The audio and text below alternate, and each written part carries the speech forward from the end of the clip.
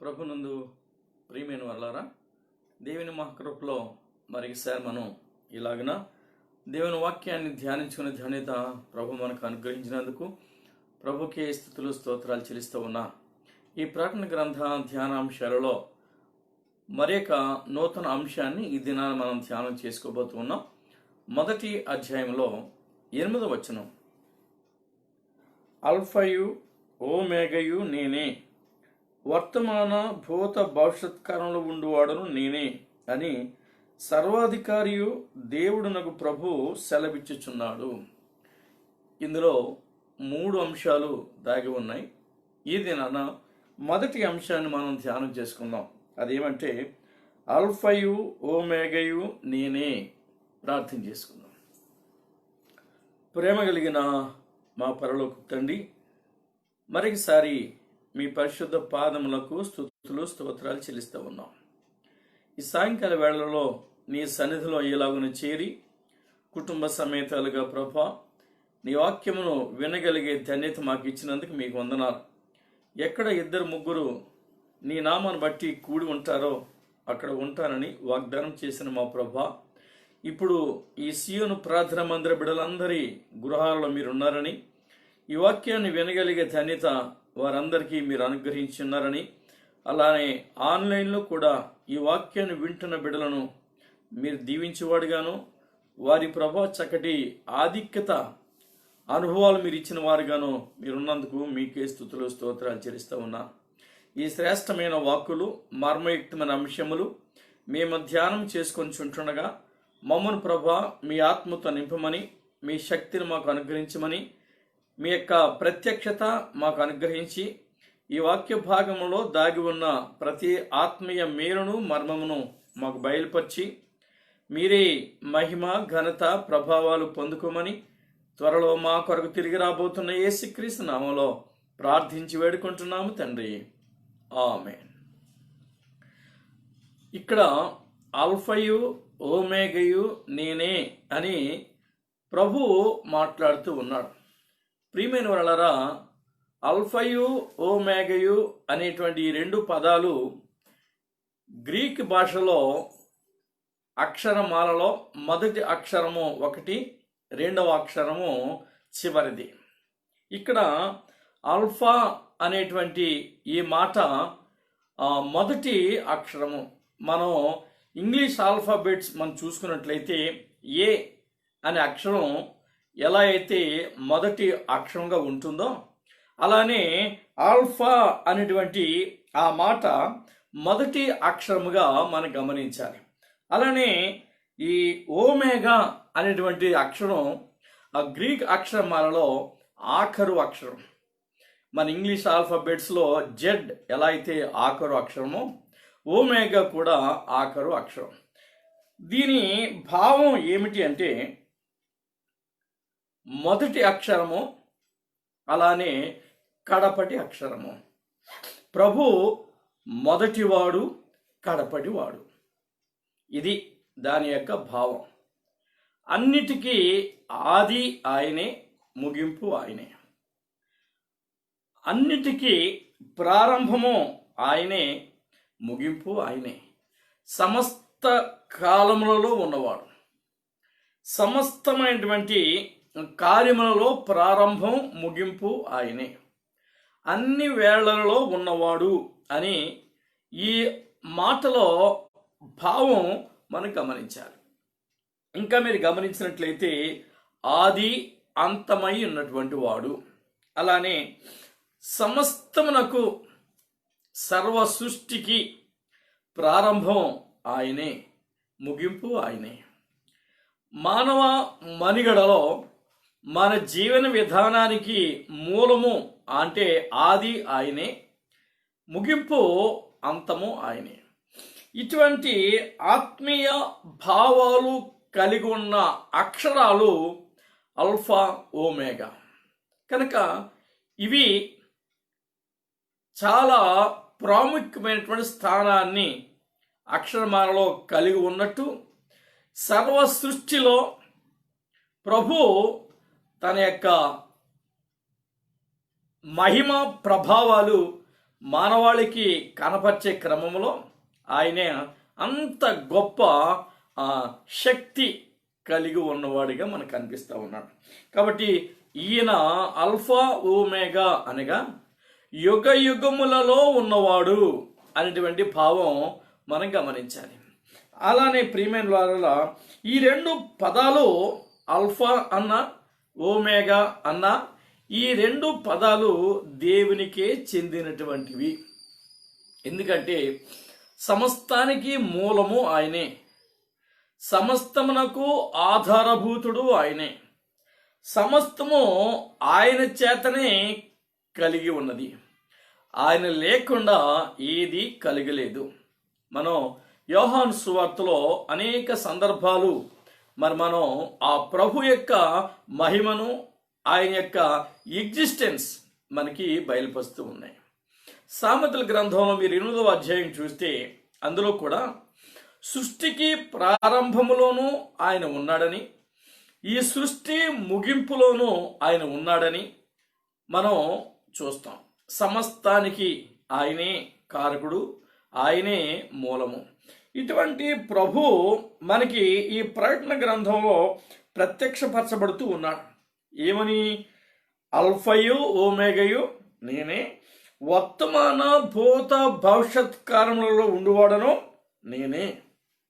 ఆయన చెప్పే ఈ మాట నేనే అనే మాటలో ఎంత నిజము దాగి ఉందో మీరు గమనించాలి. ఆయనలో ఎటువంటి ఆత్మీయ స్థితిగతులు నెలకొని ఉన్నవో అవన్నీ సంఘములో ఉండాలి అని ఆయన చూస్తూ ఉన్నాడు. సంఘానికి కూడా ఇటువంటి ఆత్మీయత కలిగిన సంఘంగా ఎదగాలని ప్రభు యొక్క ఉద్దేశం. సమస్తానికి ఆది ఆయనే, సమస్తానికి కూడా మరి ముగింపు ఆయనే అనేటువంటి మాటలు ఇందులో మనకు కనిపిస్తున్నాయి. కాబట్టి మన బ్రతుకు దినాలలో మనకి కూడా మన ఆత్మీయ జీవితానికి ప్రారంభం ప్రభువే అయి ఉండాలి. మన ఆత్మీయ జీవితానికి ముగింపు ఆయనే అయి ఉండాలి. ఇలా మనం ఉన్నప్పుడు ఆయన మన ఆధ్యాత్మిక అనుభవాలను ఆయన చిత్తానుసారంగా దినదినము అభివృద్ధి పరిచే రీతిగా, ఆత్మీయతలో అనుదినము మన విశ్వాస జీవితాన్ని పెంపొందింపజేసే రీతిగా ఆయన మనలో పనిచేసేవాడై ఉంటాడు. కనుక ఆ దేవుని యందు ఎవరు ఆత్మీయతను కలిగిన వారే ఉంటారో, ఆ ప్రభు యొక్క రక్తము చేత ఎవరు విడిపించబడి ఉంటారో, లేక పాప మరి పరిహారము కలిగిన వారే ఉంటారో వారు ఆయనకు పిల్లలుగా మార్చబడుతున్నారు. ఆయనకు పిల్లలుగా మరి ప్రభువే అంగీకరిస్తూ ఉన్నాడు. యోహాను సువార్తలో 1వ అధ్యాయం మీరు 12వ వచనంగా చూడగలిగితే అక్కడ ప్రభు అంటాడు, తన్ను ఎందరు అంగీకరించిరో, ఈ మాట ఎందరు అంగీకరించిరో అనే మాటలో ఎంత ఆధ్యాత్మిక భావం దాగి ఉందో గమనించండి. ఎవరైనా, ఎంతమంది అయినా దానికి లిమిట్లెస్. సర్వమానవాళి ఆ పిలుపుకు లోబడి ఉండాలి. సర్వమానవాళి ఆ పిలుపుకు తగినట్లుగా జీవించాలి. అందుకని అంటాడు, తన్ను ఎందరు అంగీకరించిరో వారందరికీ, అనగా తన నామమునందు విశ్వాసముంచిన వారికి దేవుని పిల్లలగుటకు ఆయన అధికారం అనుగ్రహించాడు. దేవుని పిల్లలు మీరు. కాబట్టి నీవు దేవుని పిల్లల వరుసలో ఉంటే, ఈ వాక్యాన్ని వింటున్నటువంటి మీరు దేవుని పిల్లల వరుసలో ఉంటే ఆ ప్రభు నీ తండ్రి, ఆ ప్రభు నీకు ఆది అంతము, ఆ ప్రభువే నీ జీవితంలో యుగ యుగములో నిన్ను నడిపించువాడైనాడు. ఆ ప్రభువే, ఆ తండ్రి నీకు సమస్తమును అనుగ్రహించే దేవుడిగా ఉన్నాడు. కనుక ఆది ఆయనే, అంతము ఆయనే, ఆల్ఫా ఆయనే, ఓమేగా ఆయనే. కనుక నీ జీవిత విధానంలో నీవు ఈ ప్రభు మీద ఆధారపడి ఉన్నప్పుడు సమస్తమునకు మూలము ఆయనే అయి ఉంటాడు. సమస్తమునకు కూడా ఆధారభూతుడు ఆయనే. ఆయన ప్రణాళిక చొప్పున నిన్ను ఆయన వాక్యానుసారంగా మలచి కుమారత్వాన్ని అనుగ్రహించువాడై ఉన్నాడు. ఈ ప్రభు అనేక రీతిలుగా తన మహిమోన్నత్వాన్ని మనకి వివరించుకునే క్రమంలోనే ఈ పేర్లు ఆయన వాడుతూ ఉన్నాడు. అల్ఫా ఓమేగయు అనేటువంటి మాటలు మరి ప్రభువే మనకి వివరించేవాడుగా, ప్రభువే మనకి కనపరచువాడుగా ఉన్నాడు. ఆల్ఫా ఓమేగయు నేనే అనే ఆ మాట మీద ఆ 5 అనే సంఖ్య ఉంది. మీరు గమనిస్తే 5 అనే సంఖ్యను ఫుట్ నోట్లో దాని భావాన్ని మీరు చూడగలిగితే ఆదియు అంతము నేనే అనే తర్జుమా చేయబడింది.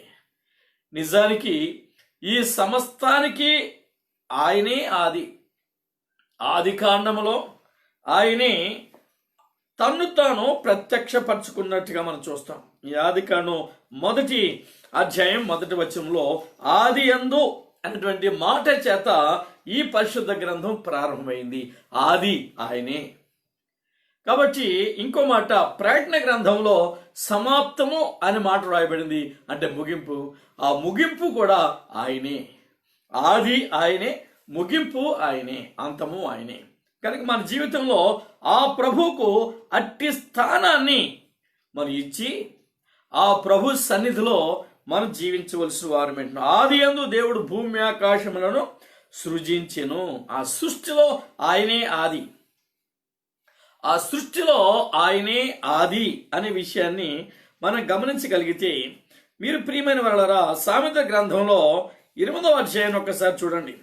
ఈ 8వ అధ్యాయంలో 23వ వచనాన్ని కానీ మీరు చూడగలిగితే అంటాడు, అనాది కాలము మొదలుకొని మొదటి నుండి, అనాది కాలం మొదలుకొని మొదటి నుండి భూమి ఉత్పత్తి అయిన కాలమునకు పూర్వము నేను నియమించబడితిని. భూమి ఉత్పత్తి అయిన కాలానికి ముందు. అందుకని ఇన్ ద బిగినింగ్ అనే మాట వాడబడింది. ప్రారంభములో, ఆదిలో ఈయన ఉన్నాడు. ఆయన ఇంకో మాట అంటాడు, ప్రవాహ జలములు లేనప్పుడు, నీళ్లతో నిండిన ఓటలు లేనప్పుడు నేను పుట్టి తిని. ఈ భూమి మీద ఈ సముద్ర జలాలు కానీ ఆ యొక్క జలసాగరాలు కానీ ఏమీ లేనప్పుడు ఆయన మరి జన్మించినట్టుగా, నీళ్లతో నిండిన ఓటలు కూడా లేనప్పుడు నేనున్నాను అంటున్నాడు. ఆయనే ఆది, ఆయనే ఆ ప్రభు, ఆయనే సమస్తానికి మూలము అనే మాట మనం గమనించాలి. ఈ మూలమైనటువంటి ప్రభువును గురించి పరిశుద్ధ గ్రంథంలో ఎన్నో ప్రవచనాలు, ఎన్నో విషయాలు బయలుపరచబడి ఉన్నాయి. ప్రవక్తల ద్వారా బయలుపరచబడ్డాయి. ప్రవక్తలు వారి వారి ప్రవచనాలలో ఈ ప్రభు యొక్క మహిమోన్నతమైన స్థితిని వివరించినట్టుగా మనం చూస్తాం. గమనించండి. ముందుగా యెషయా గ్రంథంలో 41వ అధ్యాయం 41వ అధ్యాయము 4వ వచనాన్ని కానీ మీరు చూడగలిగితే ప్రభు అంటాడు, ఎవడు దీనిని ఆలోచించి జరిగించెను, ఆది నుండి, గమనించండి, ఆది నుండి మానవ వంశములను పిలిచిన వాడనైనా యెహోవానగు నేనే. ఆది నుంచి ఉన్నవాడను నేనే. ఆది నుంచి మానవాళిని పిలిచిన వాడను నేనే. ఆది నుంచి మానవాళి విషయంలో జరిగించవలసిన ప్రతి విషయాన్ని జరిగించిన వాడను నేనే. నేను మొదటి వాడను, కడపటి వారితో కూడా ఉండివాడను. నేను మొదటి వాడను, కడపటి వారితో కూడా. ఈ భూమి ముగింపులో, ఈ భూమి అంతము కాబోతున్న ఆ కడవరి, ఆ చివరి దినములో కూడా ఈయనే సర్వాధికారి, ఈయనే సమస్తమును జరిగించినవాడు. ఈ ప్రవచనాలలో దైవత్వాన్ని మనం చూడగలం. ఈ ప్రవచనాల్లో దేవుని యొక్క మహిమను కూడా మనం చూడగలం. మొదటి వాడును నేనే, కడపటి వారితో, ఆ దినాన్న, ఆఖరు దినాన్న, అంతమందు ఎవరెవరు ఉంటారో వారితో కూడా ఉండేవాడను నేనే. అద్భుతమైనటువంటి ఆయన మహిమను మనకి ప్రత్యక్షపరచడానికి ఈ ప్రవచనాలు మన ముందు ఉంచబడ్డాయి. కాబట్టి ప్రియమైన వారలారా, ప్రార్థన గ్రంథంలో మనం ధ్యానిస్తున్నట్టుగా అల్ఫయు ఓమేగయు అంటే ఆది అంతము ఆయనే. ఈ ప్రవచనాలు దానికి మరి ప్రభు జోడించి మనతో మాట్లాడుచుంటుండగా అందులో దాగి ఉన్న ఆత్మీయతను మనం గుర్తించాలి. ఇంకొక ప్రవచనాన్ని చూద్దాం. యెషయా గ్రంథంలో 44వ అధ్యాయము మీరు 6వ వచనాన్ని కానీ చూడగలిగితే ఆయన అంటాడు, ఇశ్రాయేలుల రాజునైన యెహోవా, వారి విమోచకుడైన సైన్యములకు అధిపతి యెహోవా ఎలాగు సెలవిచ్చుచున్నాడు, నేను మొదటి వాడను కడపటి వాడను, నేను మొదటి వాడను కడపటి వాడను, నేను తప్ప ఏ దేవుడును లేడు. అద్భుతమైనటువంటి ప్రణాళికబద్ధంగా ప్రభు మాట్లాడుతున్నాడు. ఈ లేఖనాలలో లిఖించబడినటువంటి ఆత్మతో మరి ప్రేరేపించబడి ఆత్మానుసారంగా వ్రాయబడిన ఈ మాటలలో ఆయనే ప్రథముడు, ఆయనే కూడా అంతములో ఉన్నటువంటి వాడు. ఆయన తప్ప మరెవరునూ లేడు, నేను తప్ప ఏ దేవుడునూ లేడు అని ఆయన ఖండితంగా మానవాళితో మాట్లాడుతూ ఉన్నాడు. కనుక ఆది అనే మాటలో మొదటి వాడు అనేటువంటి మాట ఇక్కడ మనం చూస్తున్నాం. మొదటి వాడను కడపటి వాడను నేనే అట్టి ఆత్మీయ స్థితిని కలిగిన వాడను అని ప్రభు మనతో మాట్లాడుతూ ఉన్నాడు. అలానే ఇంకొక ప్రవచనాన్ని చూద్దాం. యెషయా గ్రంథం 48వ అధ్యాయము 12వ వచనం చూసినట్లయితే, యాకోబు నేను పిలిచిన ఇశ్రాయేలు నాకు చెవియొగ్గి వినుము. యాకోబు, నేను పిలిచిన ఇశ్రాయేలు. యాకోబును దేవుడు ఇశ్రాయేలుగా మార్చాడు. ఒక రాత్రంతా ఒక నరుడు దేవునితో పెనుగులాడగా, దైవాశీర్వాదము కొరకు దేవుని సన్నిధిలో రాత్రంతా ప్రార్థనలో గడపగా, యాకోబు అనే పేరులో ఉన్నటువంటి మోసపూరితమైన హృదయాన్ని తీసివేసి ఇశ్రాయేలు అనేటువంటి ఒక అద్భుతమైనటువంటి పేరును దేవుడు అతనికి ఇచ్చి, దేవుని మరి బిడ్డగా, దేవుని యొక్క సహవాసముగా, దేవుని పిలుపుని అందుకున్నవాడై, దేవుని కుమారుడుగా ఆయన నామకరణము మరి ప్రభు అన్నాడు. చూడండి, యాకోబు, ఇశ్రాయేలు, నేను పిలిచిన ఇశ్రాయేలు, దేవుని ముఖమును, దేవుని సన్నిధిని చూడగలిగిన వాడు, బేతేలులో ప్రభువును చూచిన వాడు, దైవ సన్నిధిలో జీవించిన వాడు, దైవాత్మతో నింపబడిన వాడు. ఆయన అంటాడు, నేనే ఆయనను అంటే నిన్ను పిలిచిన వాడను నేనే. యాకోబు వంటి జీవితంలో నుంచి ఇశ్రాయేలు వంటి శ్రేష్టమైన జీవితంలోనికి పిలిచిన వాడను నేనే అని చెప్పి అంటాడు. గమనించండి ప్రియమైన వాళ్ళరా, నేను మొదటి వాడను కడపటి వాడను, నా హస్తము భూమి పునాది వేసెను. ఈ భూమి పునాది ఆయన హస్తమే వేసినట్టు ఆయనే మొదటివాడు కడపటివాడు అన్నటువంటి ఈ శ్రేష్టమైనటువంటి అనుభవాన్ని, ఆ ఆత్మీయతను మనకి బయలుపరుస్తూ ఉన్నాడు. కనుక ఈ ఆత్మీయ స్థితి అన్ని వేళలా దేవునికి ఇష్టంగా మనం ఉండాలి. దేవుని చిత్తానికి లోబడిన బిడ్డలంగా మనం ఉండాలి. అంతేగాని దేవుని చిత్తాన్ని విడిచి లోకానుసారంగా జీవించే జీవితాలు మనకు అవసరమే లేదని దేవుడు మాట్లాడుతూ ఉన్నాడు. ఈయన ఉన్నతమైన వాడు, మొదటివాడు అని మనకి చెప్పబడిన ఈ మాటల్లో ఇంకా అద్భుతమైన విషయం ఏంటంటే, నిర్గమకాండం 3వ అధ్యాయంలో ప్రభు తాను ఎవరో బయలుపరుచుకుంటూ ఉన్నాడు. ఆయన ఎవరు అనేటువంటి ఈ మాట మీరు చూస్తే 3వ అధ్యాయం 14వ వచనంలో నిర్గమకాండం, మోషే దేవునితో మాట్లాడుతున్నాడు. దేవుని సన్నిధిలో అతడు ఉన్నాడు.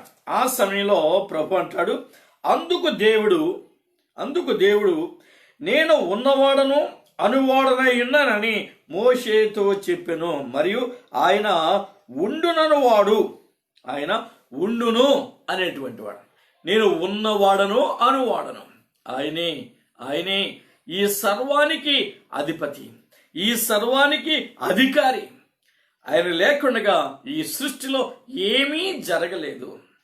అందుకని మీరు గమనించండి, ప్రభు ఆ మహిమతో మనల్ని నింపడానికి, ఆయన మహిమ రాజ్యంలో మనల్ని ప్రవేశింప చేయడానికి ఆదిగా అంతముగా ఉండి మనను ఆయన సన్నిధిలో నడిపించు ప్రభువుగా ఉన్నాడు. ఉన్నవాడు అనువాడు ఆయన ఉన్నాడు, లేడు అని ఎవడు అనలేడు. ఎందుకంటే ఆయన ఉన్నాడు కనుక. ఆయన నిన్న నేడు నిరంతరము ఏకరీతిగా ఉన్నవాడు, మార్పు లేనివాడు, యుగ యుగములో జీవించేవాడు. అటువంటి ఆత్మీయతతో మనం కూడా ఉండాలని, అటువంటి ఆత్మీయ అనుభవాలలో మనం కూడా ఎదగాలని దేవుని ఉద్దేశం. కాబట్టి ప్రార్థన గ్రంథంలో మానవాళితో సర్వమానవాళిని ఉద్దేశించి ఆయన మాట్లాడుతున్నటువంటి ఆ మాటల్లో ఆయన అంటాడు, ఆల్ఫయు నేనే, ఓమేగయు నేనే, అంతము ఆరంభం లేక ఆది అంతం అన్నాడు. కాబట్టి ఈ ఆత్మీయ భావాన్ని మనం ఎరిగి ఆయన యొక్క కృప చేత నింపబడినందువల్ల మనం దీవించబడతాం. ఒక్కసారి మరలా మీరు ప్రకటన గ్రంథంలోనికి వస్తే, ప్రకటన గ్రంథంలో 1వ అధ్యాయము 18వ వచనాన్ని ఒకసారి చూద్దాం. మనం ఇప్పుడు 8వ వచనం ధ్యానం చేస్తూ ఉన్నాం. 18వ వచనం ఒకసారి చూద్దాం. నేను మొదటి వాడను, కడపటి వాడను, జీవించువాడను. ఆయన మార్గము, సత్యము, జీవము నేనే అని చెప్పినవాడు ఇక్కడ మనతో ఇంకొక అద్భుతమైన విషయాన్ని మాట్లాడుతున్నాడు. ఏమనంటే గమనించండి, మొదటి వాడను, కడపటి వాడను, జీవించువాడను. ఆయనే సమస్తమునకు ఆధారభూతుడు. ఆయన లేకుండా ఏదీ జరగలేదు. కాబట్టి ఆ ఆది అయిన దేవుడు మొదటి వాడిగా ఉండి అన్నిటికీ ప్రారంభం ఆయనే అయ్యిండి మన జీవితాలలో అద్భుతమైనటువంటి ఆశ్చర్యకరమైనటువంటి స్థితిని మనకు అనుగ్రహిస్తున్నాడు. కాబట్టి ఆయన అంటున్న ఇంకో మాట, ఇదిగో యుగ యుగమును సజీవుడనై ఉన్నాను. ఎందుకైనా సజీవుడు అంటున్నాడు? మృతుడనై తిని గాని సర్వ మానవాళి పాప విమోచన క్రయధనముగా అర్పించబడే క్రమములో ఆయన ఆ గొల్గొతా కొండ మీద, ఆ శిలువ మీద వ్రేలాడి తన యొక్క ప్రాణాన్ని సర్వ మానవాళి కొరకు క్రయధనంగా అర్పించి మరణము చెంది తిరిగి లేచి ఉన్నాడు. ఆ వంశాన్ని ఇక్కడ జ్ఞాపకం చేస్తున్నాడు. నేను మొదటి వాడను, కడపటి వాడను, జీవించువాడను. మృతుడనై తిని గాని, గమనించండి, మృతుడనై తిని గాని ఇదిగో యుగ యుగములు సజీవుడనై ఉన్నాను. యుగ యుగములు సజీవుడనై ఉన్నాను. ప్రియమైన వాళ్ళరా, ప్రభులోని సజీవత్వాన్ని, నిత్యము జీవించే ఆత్మీయ స్థితిని ఆయన మనకు వివరిస్తూ ఉన్నాడు. కనుక మన అంశాన్ని మనం గమనించాలి. ఆయన మరణించినా తిరిగి లేచాడు, పునరుద్ధరుడయ్యాడు. అలా తిరిగి లేచి పునరుద్ధరుడయ్యండి ఆయన ప్రథమ ఫలముగా దేవుని చేత అంగీకరించబడ్డాడు. కనుక ఈ ప్రత్యేక సమయంలో మనమున్నటువంటి ఆత్మీయ స్థితిలో మనం ఉండాలి. నేను మొదటి వాడను, కడపటి వాడను అన్నాడు. ఇంకొక మాట మీరు ప్రకటన గ్రంథంలోనే మనం చూద్దాం. 2వ అధ్యాయము 8వ వచనం మనం చూస్తే స్ముర్ణ సంఘంతో దేవుడు మాట్లాడుతున్నాడు. స్ముర్ణ సంఘంలో ఇలా మాట్లాడుతున్నాడు. ఏమనంటే, స్ముర్ణలో ఉన్న సంఘపు దూతకు ఇలాగు వ్రాయుము, మొదటి వాడను కడపటి వాడనయ్యుండి మృతుడై మరలా బ్రతికిన వాడు చెప్పు సంగతులు ఏవనగా. చూశారు కదా, అక్కడేమో మృతుడనైతిని గాని ఇదిగో యుగ యుగములు సజీవుడై ఉన్నాను అని 1వ అధ్యాయం 18వ వచనంలో చెప్పాడు. ఇక్కడ 2వ అధ్యాయం 8వ వచనం చూసినట్లు అంటాడు, మొదటి వాడును కడపటి వాడునయ్యిండి మృతుడై మరలా బ్రతికిన వాడు చెప్పు సంగతులు. మరణించాడు కానీ మరలా బ్రతికాడు, పునరుద్ధరుడయ్యాడు, సజీవుడిగా లేపబడ్డాడు, అనేకులు కనపడ్డాడు. ఆయన సజీవుడని కనపడి 40 దినములు లోకములో సంచరించి ఆయన సజీవుడు అని రుజువు చేసుకుని తండ్రి కుడిపార్శ్వమున కూర్చొని సర్వ మానవాళ కొరకు విజ్ఞాపన చేయడానికి ఆయన ఆరోహణుడాయను. అందుకని మృతుడనైతిని గాని నేను యుగ యుగములు సజీవుడనైనాను, మరణించి తిరిగి లేచిన వాడు. ఇలా ఆయా సందర్భాల్లో ఆయా మాటల ద్వారా తన యొక్క మహిమోన్నతమైనటువంటి స్థితిని ఆయన మనకు బయలుపరుస్తున్నాడు, ప్రత్యక్షపరుస్తూ ఉన్నాడు. కనుక ఈ కడవ దినాల్లో దేవుని మాటకు లోబడదాం, దేవుని వాక్యాన్ని గమనిద్దాం, దైవ చిత్తానికి అనుగుణంగా దేవుని కృపలో మరి ఎదుగుదాం. ఆ దినము కొరకు మనం కనిపెడదాం. ఇంకొక సందర్భాన్ని చూస్తే ప్రకటన గ్రంథంలోనే 21వ అధ్యాయము 6వ వచనం మనం చూస్తే, ఈ మొదటి పునరుద్ధానములో పాలుగలవారు ధన్యులను పరిశుద్ధులైందురు, అట్టి వారి మీద రెండవ మరణమునకు అధికారం లేదు, వీరు దేవునికిని క్రీస్తుకును యాజకులై దేవునితో కూడా 1000 సంవత్సరములు పరిపాలన చేయుదురు అనేటువంటి ఆ మాట మనం చూస్తున్నాం. ప్రియమైన వారలారా, ఆ పరిపాలన చేసే వారితోనే అలా ప్రభు రాజ్యములో పునరుద్ధానంలో ఆయన మృతుడైతిని గాని యుగ యుగములో జీవించువాడను అన్న ఆ మాటను బట్టి వీరు కూడా పునరుద్ధానులై మొదటి పునరుద్ధానంలో పాల్గొలవారై దేవుని సహవాసంలో ఎదుగుతున్న వారయ్యండి. ఆ ప్రభు మాటల్ని వారు వింటున్నారు. ఏమనంటే సమాప్తమైనవి అన్నాడు. ఏంటి? ఈ శ్రమలు వేదనలు సమాప్తమైనవి అని చెప్పి, నేనే అల్ఫయు ఓమేగయు అనగా ఆదియో అంతమునై ఉన్నవాడను అని చెప్తున్నాడు. అన్నిటికీ ఆది ఆయనే, అంతము ఆయనే, సమస్తమునకు మూలం ఆయనే, సమస్తాన్ని కలిగించిన వాడు ఆయనే, సర్వోన్నతుడు, మహిమ కలిగిన వాడు, సర్వ అధికారం కలిగిన వాడు. కనుక ఇంకొక మాట మనం గమనించినట్లయితే 22వ అధ్యాయంలో ప్రకటన గ్రంథం 22వ అధ్యాయంలో 14వ వచనంలో కూడా ఆయన మాట్లాడుతూ చూడండి, జీవవృక్షములకు హక్కు గలవారి గుమ్మలు గుండా ఆ పట్టణంలోనికి ప్రవేశించినట్లు తమ వస్త్రములను ఉతుక్కొని వారు ధన్యులు అనేటువంటి ఆ మాట వారికి చెప్పి వారిని ఎంతగానో బలపరిచినట్టుగా మనం చూస్తున్నాం. ఆ ప్రభు అంటాడు నేనే అన్నిటికీ మూలం. చూడండి 13వ వచనంలో, నేనే అల్ఫైను ఓమేగయు, మొదటి వాడను కడపటి వాడను, ఆదియు అంతమునై ఉన్నాను. ఆయనే సమస్తానికి మూలమైన వాడు. ఈ ఆత్మీయ స్థితిని మనం కూడా కలిగి ఆది అంతము ఆయనే అని ఎరిగి ఉన్నవాడను అనువాడను అని చెప్పిన ఆ ప్రభునందు విశ్వాసం ఉంచి అంతము వరకును అంతములో ఉన్న వారితోనూ నేను ఉందును అని చెప్పిన ఆ మాటను కూడా మనం ఎరిగిన వారమండి. ఆయనలో ఎదగవలసిన వారమంటున్నాం. ఆయన మనకిచ్చే ఆధ్యాత్మిక శక్తిని బలాన్ని మనం పొందుకుని మనం కూడా దైవ చిత్తానుసారంగా మన జీవితానికి ప్రారంభం ఆయనే, ముగింపు ఆయనే ఉండులాగున మన దేవునికి సమర్పించుకోవలసిన వారమంటున్నాం. అట్టి సమర్పణ జీవితాన్ని కలిగి ఆయన పిలుపునందుకొని ఆ పిలుపు తగినట్లుగా మన జీవితాన్ని జీవిస్తూ ఆ మహిమరాజ్యములో ప్రవేశించు పర్యంతము ఆయనలోనే ఉండి ఎదిగి ఫలించి ఆత్మీయ అనుభవంలో ముందుకు సాగిపోదుముగాక. ప్రార్థించుకుందాం. కృపా కనికరం కలిగిన మా పరలోకపు తండ్రి, మరొకసారి నీ పరిశుద్ధ పాదాలకు వందనాలు. మా గొప్ప దేవానికి స్తోత్రాలు. చక్కటి మాటలు మాకు వివరించారు.